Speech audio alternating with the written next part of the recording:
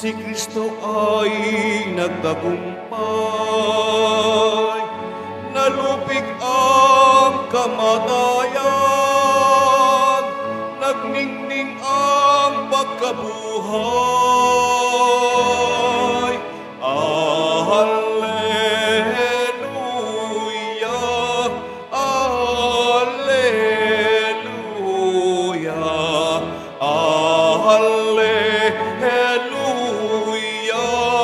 Alleluia.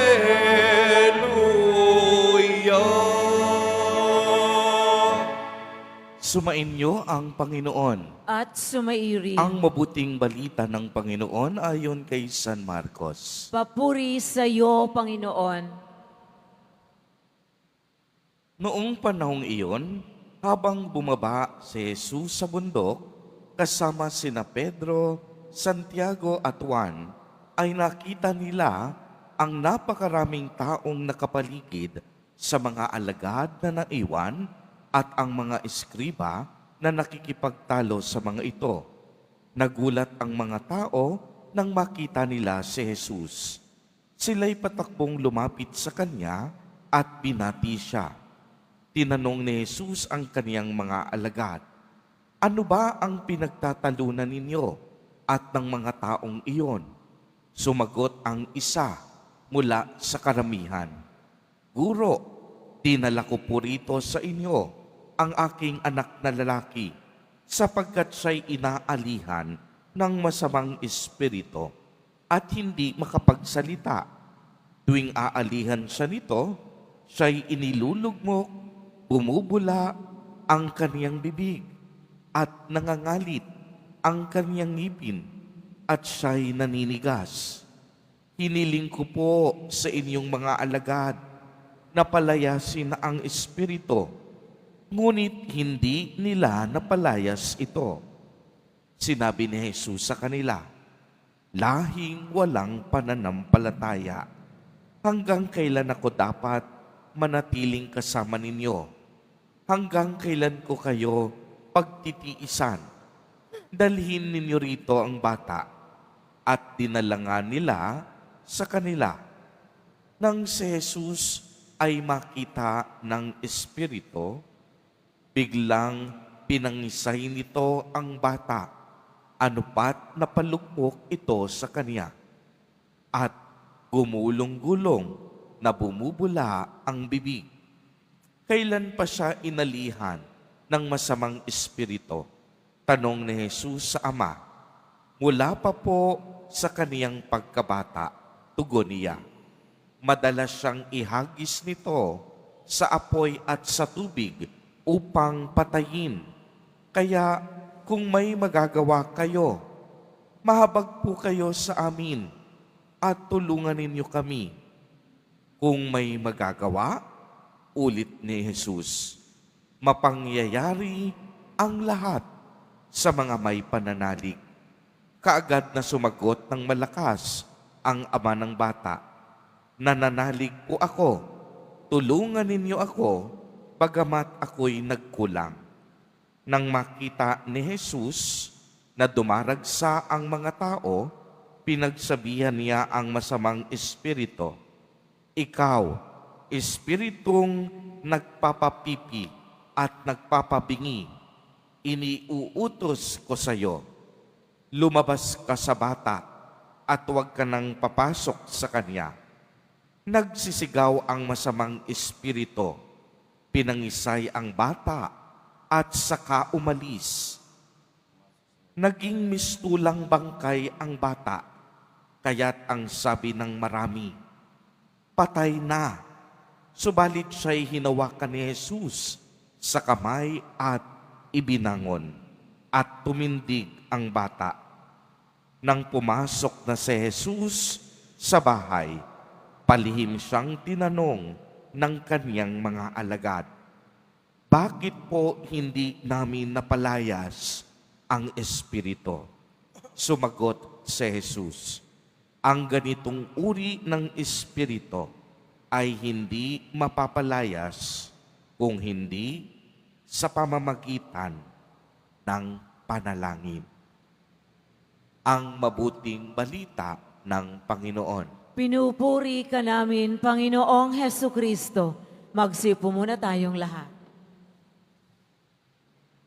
Magandang umaga po sa inyong lahat, mga kapatid kay Kristo.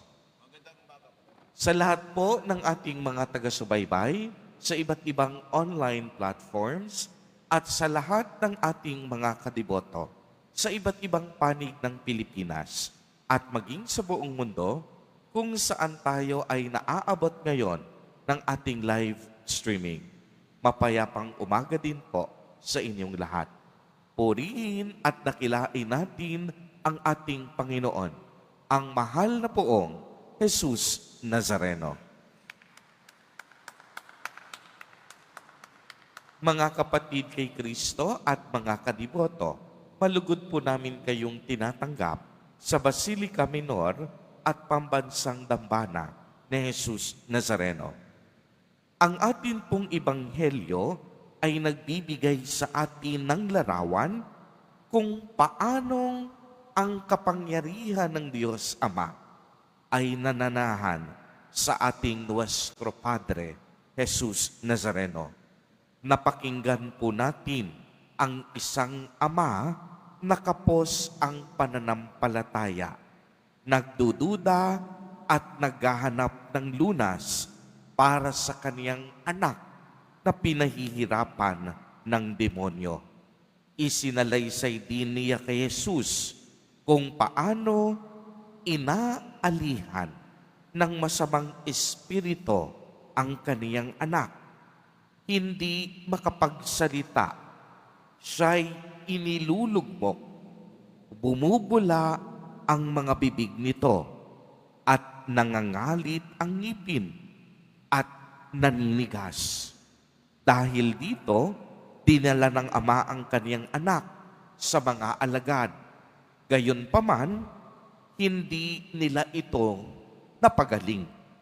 Sa kabila ng lahat ng pag-aalala at takot ng lalaki, pinapagaan ni Jesus ang kaniyang damdamin sa pamamagitan ng pagtiyak sa kaniya na walang imposible sa isang taong dumadalangin at may pananampalataya.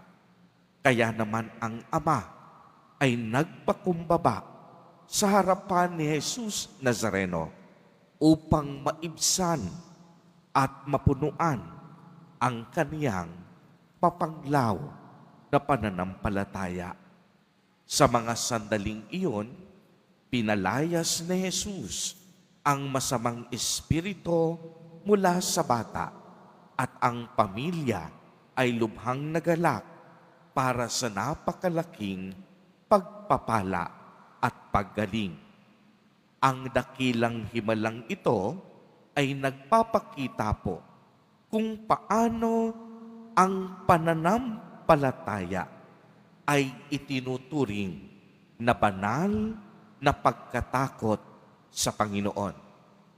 Tunay na walang imposible na gawin ng Diyos para sa atin. Ang kailangan natin, batay na rin sa laki ng ating pananampalataya.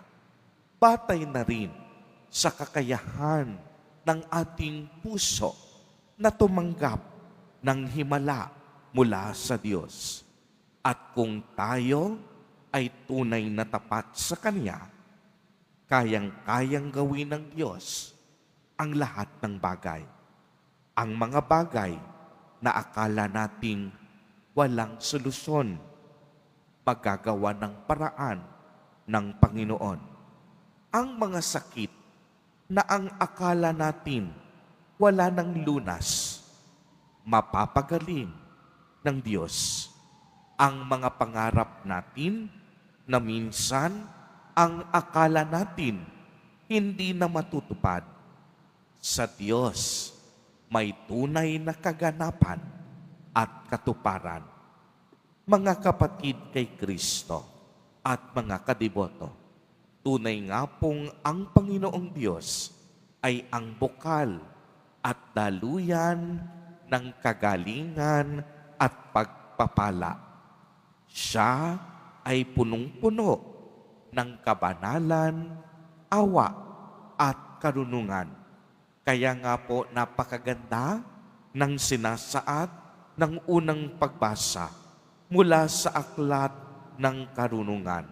Ang sabi dito, mula sa Panginoon ang lahat ng karunungan at iyon ay taglay niya magpakailanman.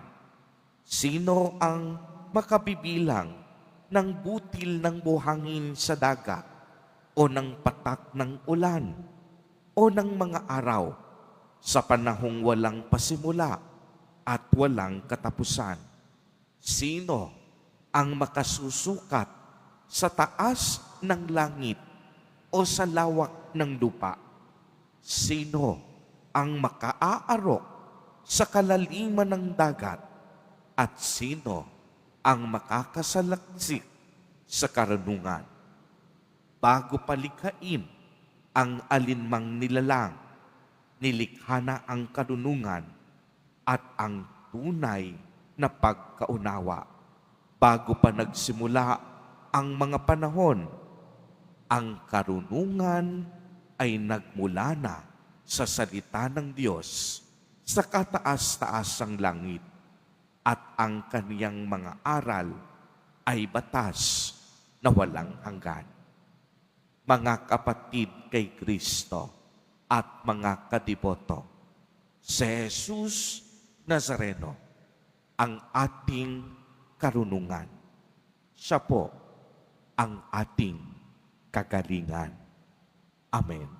Purihin at dakilain natin ang ating Panginoon, ang mahal na poong Jesus Nazareno.